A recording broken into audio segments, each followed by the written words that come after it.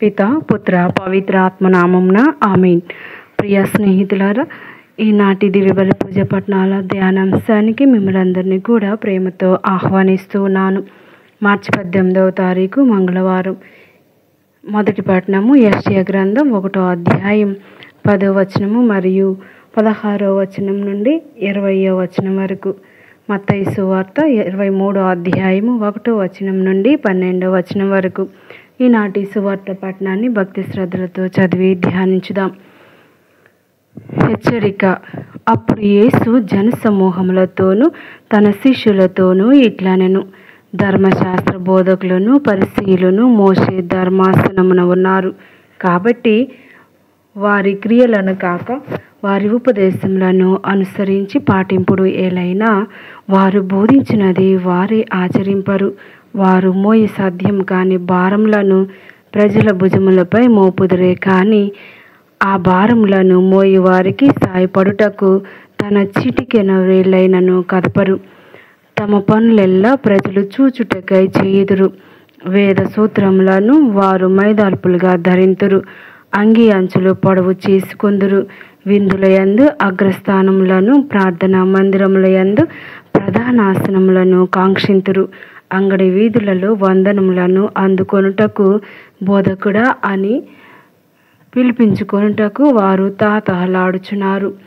మీరు బోధకులు అని పిలిపించుకొనవలదు. ఏలైనా మీకు బోధకుడు ఒక్కడే, మీరందరూ సోదరులు. ఈ లోకమున మీరు ఎవరిని తండ్రి అని సంబోధింపవలదు. మీ తండ్రి ఒక్కడే, ఆయన పరలోకమందు ఉన్నాడు.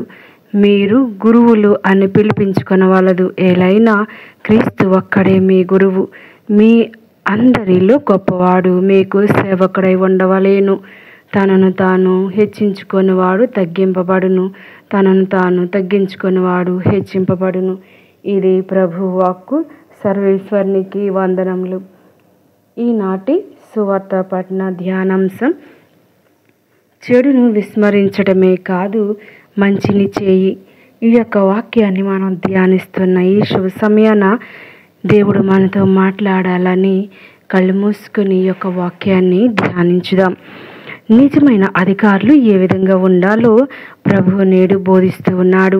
అధికారం అంటే అహంతో ప్రవర్తించడం కాదు, అగ్రస్థానాలు ఆక్రమించుకోవడం కాదు, సామాన్య ప్రజలపై భారం మోపడం కాదు, గొప్ప బిరుదులతో పిలిపించుకోవడం కాదు, గొప్పలు చెప్పుకుంటూ హెచ్చించుకోవడం కాదు, తగ్గింపు స్వభావం కలిగి ఇతరులకు సేవకులుగా ఉండాలి అని నాయకత్వంలో ఉన్న సేవక తత్వాన్ని ప్రభు మనకు చెబుతూ ఉన్నాడు.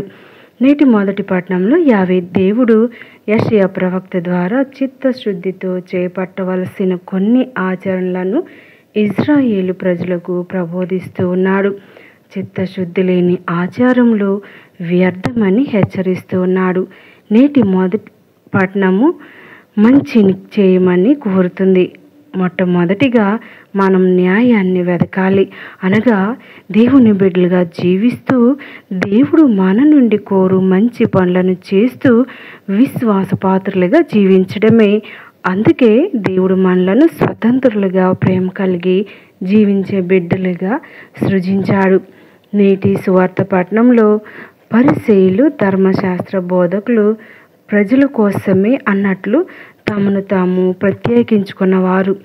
వీరి బోధలు అతి మధురం, క్రియలు అతి హేయం.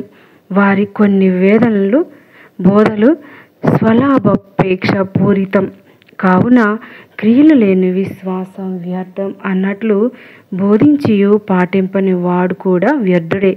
అందుకు యేసు మనలను హెచ్చరిస్తూ ఉన్నాడు. వారి ఉపదేశములను వినకుండా అనుసరించండి, పాటించండి అంటూ ఉన్నాడు. అలా మీరు పాటించినప్పుడు దేవుడు మిమ్మలను దీవిస్తాడు, హెచ్చిస్తాడు. దేవుడు హెచ్చిస్తే నిత్య జీవమునకు దారి, నిజమైన భక్తి దేవునికే చెందుతుందని ఘంటాపదంగా బోధించాడు.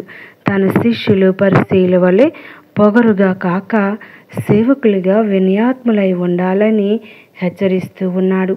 మనం తగ్గించుకొని జీవిస్తేనే దేవుడు మనలను హెచ్చిస్తాడు. దీనికి గొప్ప ఉదాహరణ తాను తగ్గించుకొని హెచ్చింపబడిన మరియ తల్లి మరియు ఎంతోమంది పునీతులు ఉన్నారు. దైవజనులు దేవుని మహిమను, ఘనతను, నామ గౌరవమును కలిగించే జీవితము జీవించవలయను. కానీ దైవత్వమునే తమకు ఆపాదించుకుని ప్రయత్నం చేయరాదని నేటి సువిశేషం హెచ్చరిస్తూ ఉంది.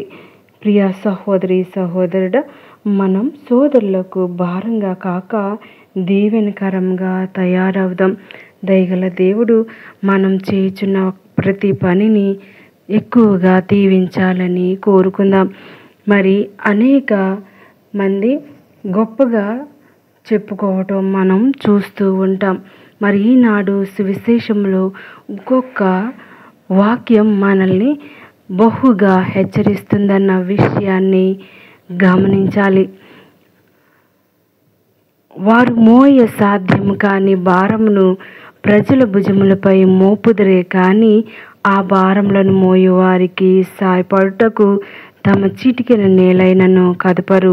మరి ఈ యొక్క వాక్యం మనకి నేర్పిస్తున్నటువంటి విషయం ఏమిటంటే, కొన్ని కుటుంబాల్లో తల్లిదండ్రులు కష్టపడుతూ ఉండగా పిల్లలు తల్లిదండ్రుల యొక్క సంపదను వృధా చేయటం మనం చూస్తూ ఉంటాం. మరి తల్లిదండ్రులకు భారంగా కూడా ఉండటం మనం చూస్తూ ఉంటాం. తల్లిదండ్రులకు సహాయపడదాం, తల్లిదండ్రులను మాట విందాం అనేటువంటి ఎటువంటి కోసాన వారు ఆలోచించరు. కొంతమంది తల్లిదండ్రులు బిడ్డలను చూసి ఎంతో వేదన పడటం ఈ రోజుల్లో ఒక అలవాటుగా మారిపోయింది. ప్రియ స్నేహితులారా, మరి మన యొక్క భక్తి కార్యక్రమాలు ఎలా ఉన్నాయి? ఇతరులు చూచినట్లు వాక్యం చదువుతూ ఉన్నామా? ఇతరులు చూస్తూ ఉన్నారని పాటలు పాడుతూ ఉన్నామా? ఇతరుల మెప్పు కోసం మనం పాటలు, స్తుతి, ఆరాధనలు చేస్తూ ఉన్నామా అనేటువంటి గొప్ప గొప్ప విషయాలు మనం అనేక సార్లు పట్టించుకోము. మరి అటువంటి విషయాలను దేవుడు మనల్ని ఈరోజు పరిశీలించుకోమని హెచ్చరిస్తూ ఉన్నాడు. మరి ఆ పరిశీలనలో ప్రభువు మాత్రమే స్తుతింపబడాలి, ప్రభువు మాత్రమే ఆరాధింపబడాలి, ప్రభువుకే కీర్తి ఘనత కలిగి ఉండాలి అని ఈనాడు మనల్ని ప్రభు మరి కోరుతూ ఉన్నాడు. మరి కొన్ని సంఘాల్లో దేవుని కంటే బోధకుడికే ఎక్కువ ప్రాధాన్యతనివ్వటం చూస్తూ ఉంటాం. మరి వారిని ఎంతో ఘనంగా గొప్పగా గౌరవిస్తూ ఉంటాం. మరి దేవుణ్ణి ఒక ప్రక్కన పెట్టి మరి దైవ కార్యాలకు మాత్రం మనం ఎక్కువగా అలవాటు పడుతూ ఉంటాం. మరి అటువంటి సమయాలు కూడా, అటువంటి పరిస్థితులను మనం ఎల్లప్పుడూ గమనించుకుంటూ ఉండాలి. దేవుడు తప్ప మరెవరు కూడా బోధకుడు కాదు, దేవుడు తప్ప మరెవరు కూడా తండ్రి కాదు అని తెలియజేస్తూ ఉన్నాడు. ప్రియ పరలోక తండ్రి మనందరినీ కూడా తన బిడ్డలుగా మార్చాలి అంటే ఆయనకు విధేయులమై ఉండాలి. ప్రియ స్నేహితులారా, ఈనాడు మనం పాటిస్తున్నటువంటి ప్రతి ఒక్క నియమాన్ని, ఈ తపస్కాలంలో ఎటువంటి నియమాలు మనం పాటిస్తూ ఉన్నామో అవన్నీ కూడా మన యొక్క తపస్కాల జీవితానికి 100 మెట్లుగా ఉండాలని ఆశించుదాం. కళ్ళు మూసుకోండి, ప్రార్థన చేద్దాం. దయగలిగిన తండ్రి, కృప కలిగిన మా దేవ, ఈ తపస్కాలంలో మేమందరం కూడా ఉపవాస క్రియలు, దాన ధర్మాలు చేస్తూ ఉండగానైనా వాటిలో ఎటువంటి లోటుపాట్లు లేకుండా దీవించి ఆశీర్వదించండి. మరి ముఖ్యంగా ప్రభువా, ఉపవాస ప్రార్థన ద్వారా మాలోకి మేము తొంగి చూసే భాగ్యం దయచేయండి. మా యొక్క పాపాలు మన్నించండి. మమ్మల్ని అందరినీ కూడా మీకు నచ్చిన బిడ్డలుగా దీవించి ఆశీర్వదించమని, మరి ముఖ్యంగా 10వ తరగతి చదువుతున్నటువంటి బిడ్డలందరి కోసం ప్రార్థిస్తూ ఉన్నాం. వారికి మంచి ఆయురారోగ్యాలు దయచేసి ఈ యొక్క పరీక్షల్లో ఉత్తీర్ణతను పొందే భాగ్యం దయచేయండి. జ్ఞాపక శక్తిని, బుద్ధిని, తెలివిని దయచేయండి. అదేవిధంగా వివాహం కోసం ప్రార్థిస్తున్న వారికి మీ యొక్క దీవెనలు కుమ్మరించమని వేడుకుంటూ ఉన్నాం నాయన. వారికి కావలసిన వివాహ అంతస్తును చేరే విధంగా ఆశీర్వదించండి. సంతానం కోసం ఎదురు చూస్తున్న బిడ్డలకు గొప్ప సంతానాన్ని దయచేయమని, మంచి బిడ్డలను దయచేయమని వేడుకుంటూ ఉన్నాం. ఉద్యోగ అవకాశాల కోసం ఎదురు చూస్తున్న వారికి మంచి ఉద్యోగాన్ని దయచేయండి. భార్యాభర్తలను దీవించి ఆశీర్వదించండి. తల్లిదండ్రులు బిడ్డలను ప్రేమిస్తూ, బిడ్డలు తల్లిదండ్రులను గౌరవిస్తూ జీవించే అదృష్టాన్ని దయచేయండి ప్రభువా. మేమందరం కూడా మీ యొక్క గొప్ప గొప్ప ఆజ్ఞలను చదివి ధ్యానించి శిరస్సు వహించే భాగ్యం దయచేయండి. ఎల్లవేళ తోడై నీడుగై ఉండమని, కాచి కాపాడమని ఈ ప్రార్థన మా నాథుడైన యేసుక్రీస్తు నామమున ద్వారా అడిగి వేడుకొంచున్నాం తండ్రి. ఆమేన్.